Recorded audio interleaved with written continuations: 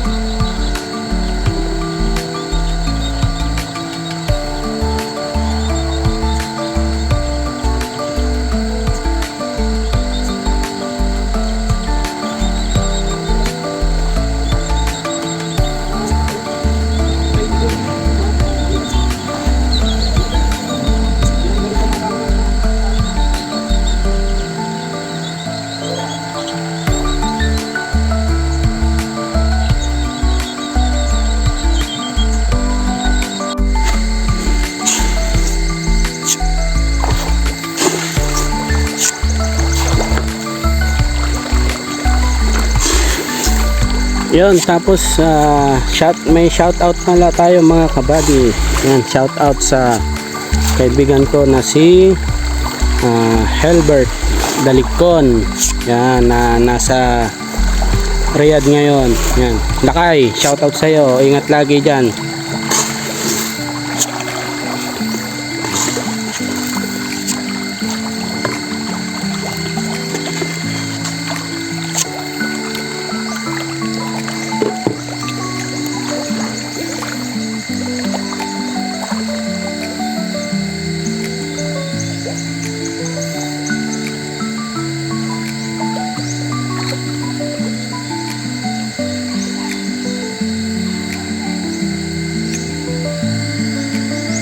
Yan, update tayo mga kabady.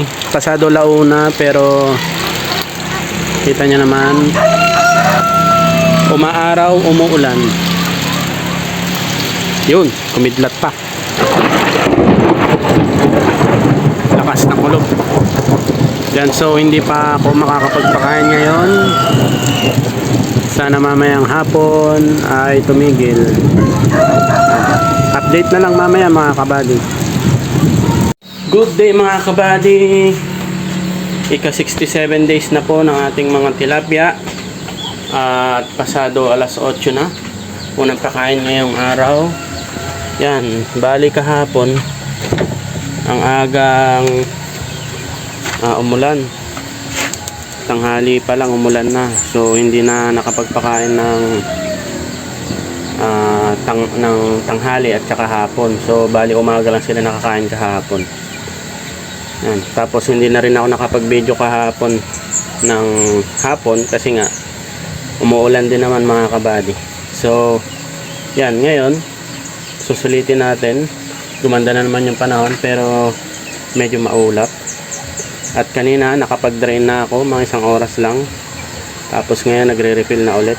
Hinahabol kong makapag-refill mga kabady para medyo lumalim ulit yung ating fish pond kasi pag mababaw masyad, pagka mainit, iinit din hanggang ilalim. So ayaw natin mangyari yung mga nakaraan, baka magka-fish kill ulit tayo. Yun, so start na natin mga kabady. Start na mga kabady.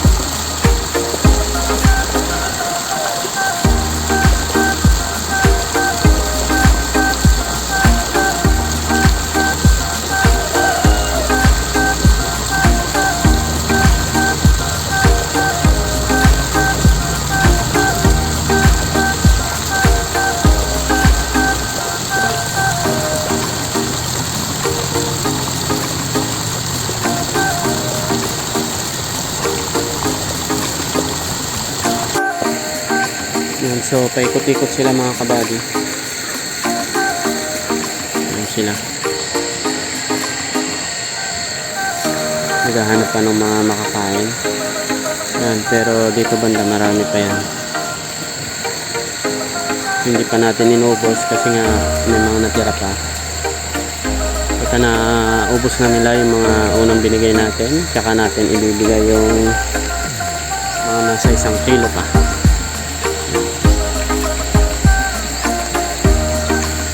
Tapos kahapon hindi masyado nakapag-drain tsaka nakapag-refill kasi nga ang agang umulan.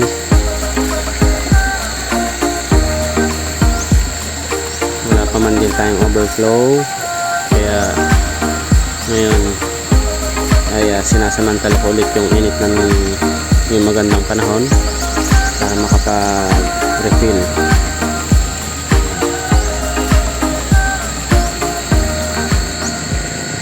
Update mga kabady, 1:24 na ng hapon, pangalawang kain nila.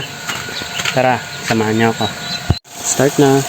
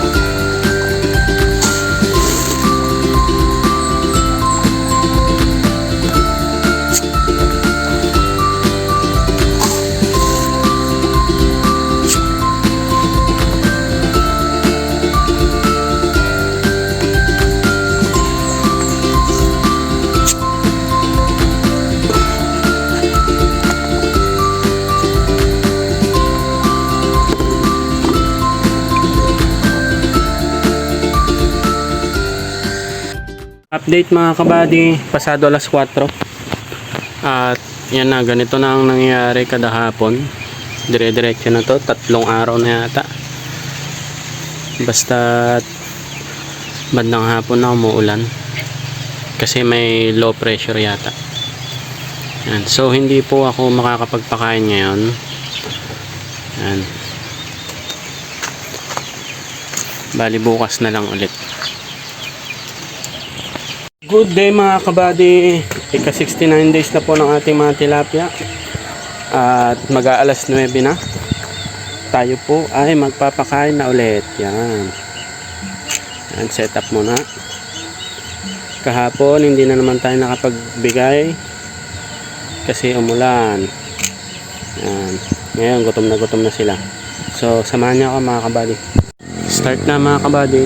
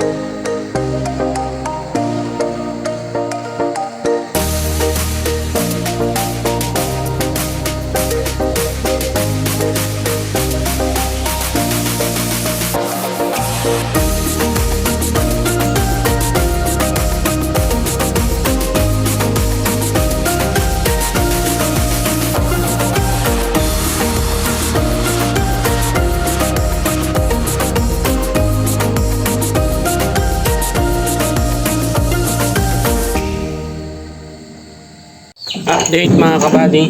Yan. Pasado alas 12 na. So pangalawang kain nila. At maulap na naman. Baka mamaya ay uulan. Tara, samahan niyo ako. Pakain na tayo mga kabady bago umulan.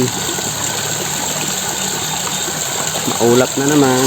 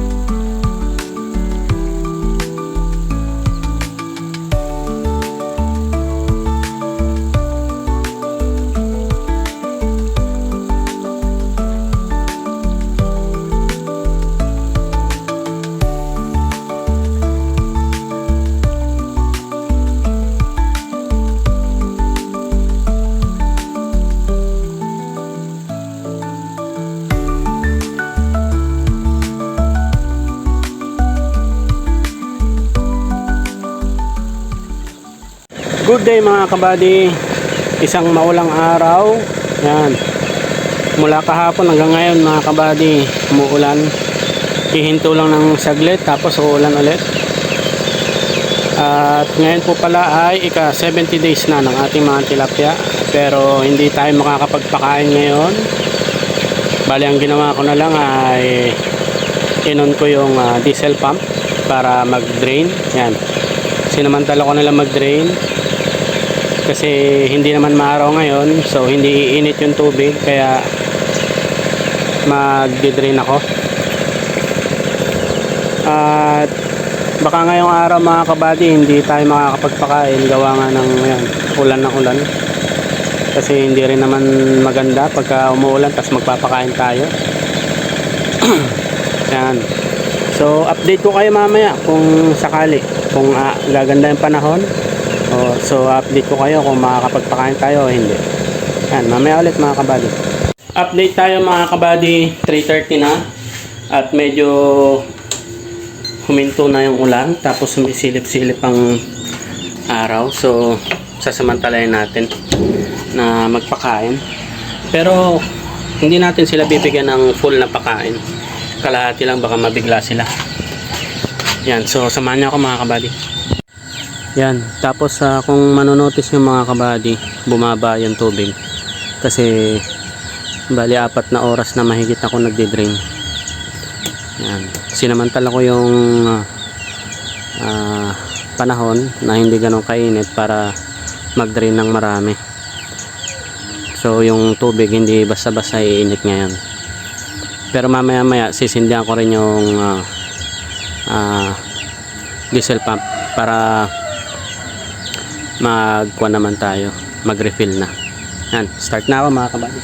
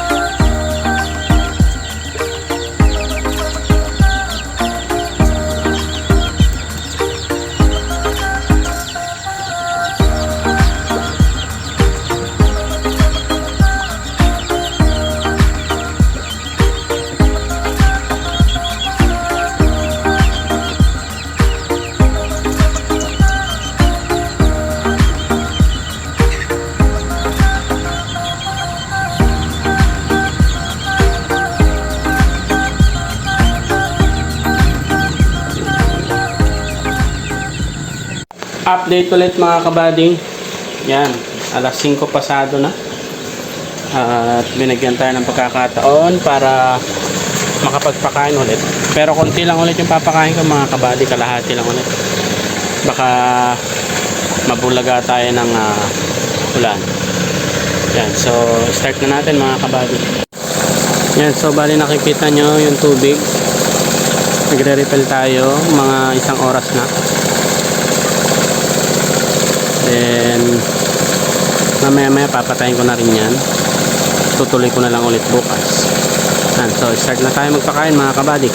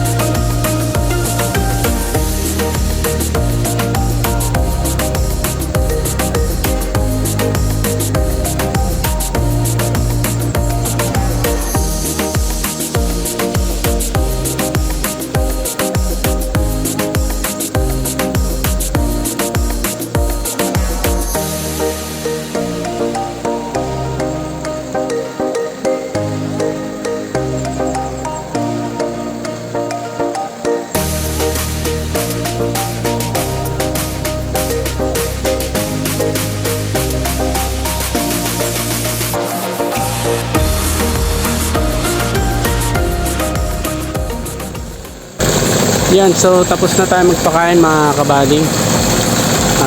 Binilisan ko na para may bigay ko kagad yung tip para makain din kagad nila. Yan, sana bukas ay maging maganda yung panahon kasi kanina nanood ako ng balita ayon sa weather forecast ay wala naman na yung low pressure. Yan, sana bukas umaraw na para nang sa ganun ay makapagpakain na tayo ng ayos. Yan. So, disclaimer lang, hindi po ako expert. Baguhan pa lang po ako sa pagpifish pan. Yan. Sa mga expert po dyan, comment down below po kayo para sa mga magagandang advice at magagandang technique. Yan. So, hanggang dito na lang muna mga kabady. Bye bye.